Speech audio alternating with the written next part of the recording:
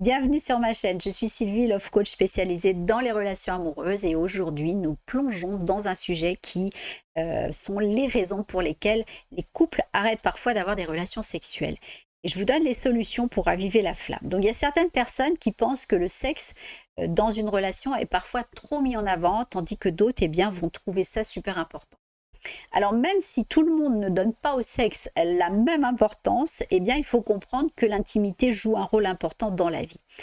En fait, plein de problèmes dans les couples viennent du fait que chacun voit ça différemment et que ce soit en tout cas la fréquence ou l'importance. Donc, c'est peut-être évident ou pas, mais avec le temps, les gens changent et vont voir les choses autrement, dans le sens où ils vont donner de l'importance à d'autres choses que le sexe. Donc la vision de la sexualité, donc on peut changer, mais sans que ça veuille dire qu'on s'en fout de plus en plus, non pas du tout, mais elle va changer de toute manière. Donc quand les couples cessent parfois d'avoir des relations sexuelles, alors il peut y avoir on va dire diverses raisons, et ça peut être plus problématique que on peut l'imaginer.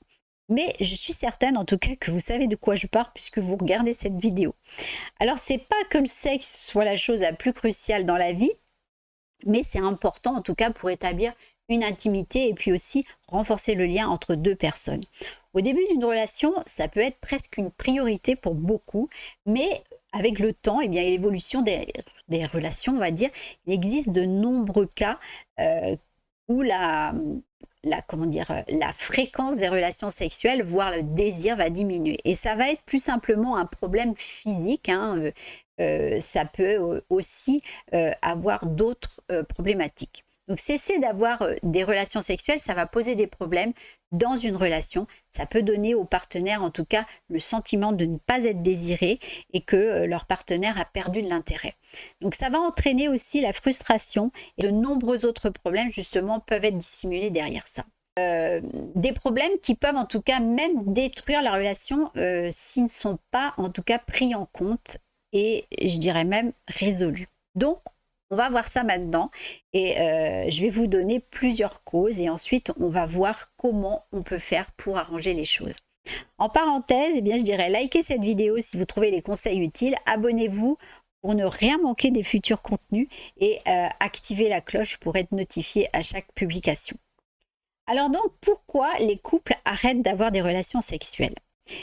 En premier, le phénomène, c'est l'épuisement qui va impacter divers aspects de votre vie et ça représente en tout cas le principal ennemi du désir sexuel. Donc, c'est vraiment la cause la plus courante d'une libido à la baisse. Si vous vous sentez particulièrement stressé ou que vous souffrez d'anxiété ou peut-être de dépression, ça peut expliquer ce changement au niveau de votre libido.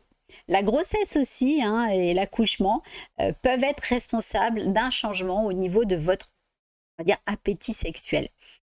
En plus d'être stressé et fatigué physiquement et mentalement, quand on a eu un petit bout, vos hormones sont perturbées et ça peut en tout cas causer cette baisse de libido. Après avoir eu un bébé, en général, les spécialistes disent que 89% peuvent à nouveau ressentir du désir sexuel 6 mois après l'accouchement.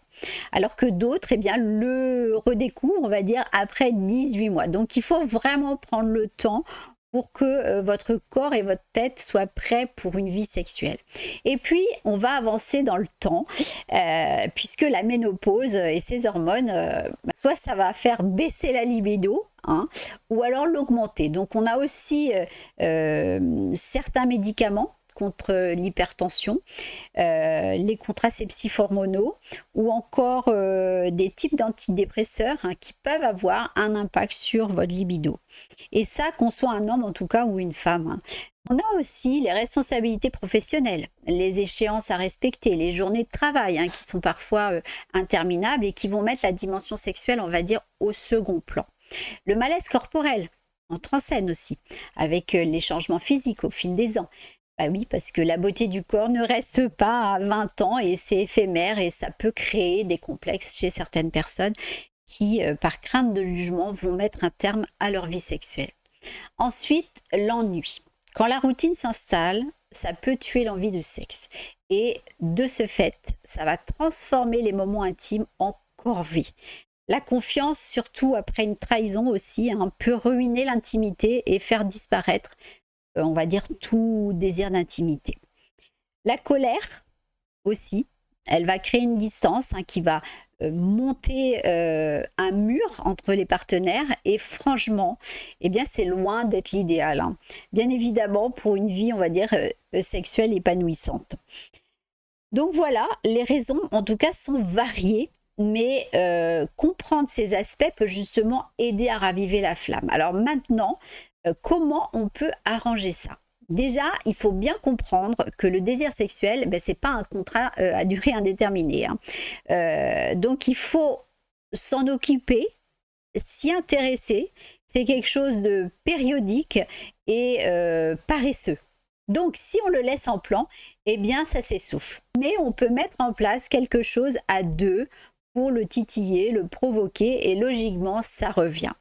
Donc, il va être très important de discuter avec votre partenaire sans jugement, surtout de creuser un peu hein, pour voir ce qui cloche et pas seulement en tout cas pour ça, mais aussi pour dénicher ce qui peut pimenter un peu les choses ou ce qui pourrait en tout cas changer pour redonner, on va dire, du peps à votre relation. Mais surtout, lui en parler parce que les choses ne passent pas avec le temps. En général, elles s'aggravent. Donc en réalité, je dirais qu'on a tort de penser qu'une sexualité épanouie ne demande aucun effort hein, parce que c'est faux.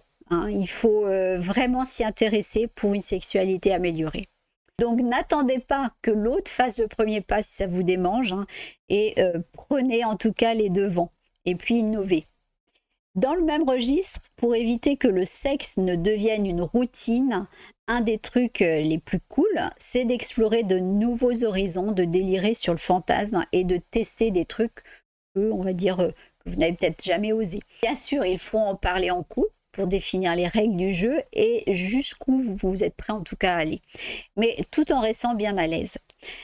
Sortir de votre zone de confort, ça peut vraiment réveiller la flamme. Ensuite, ça peut sembler, on va dire, étonnant, mais on va dire qu'une bonne nuit de sommeil, c'est une des clés pour garder la flamme.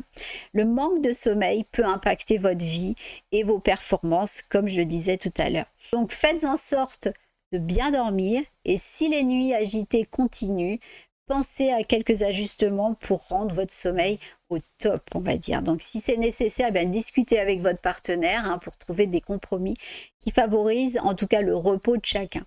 Si c'est mécanique ou par dépression, eh bien, mécanique, allez voir un sexologue, hein, il saura très bien en tout cas vous diriger.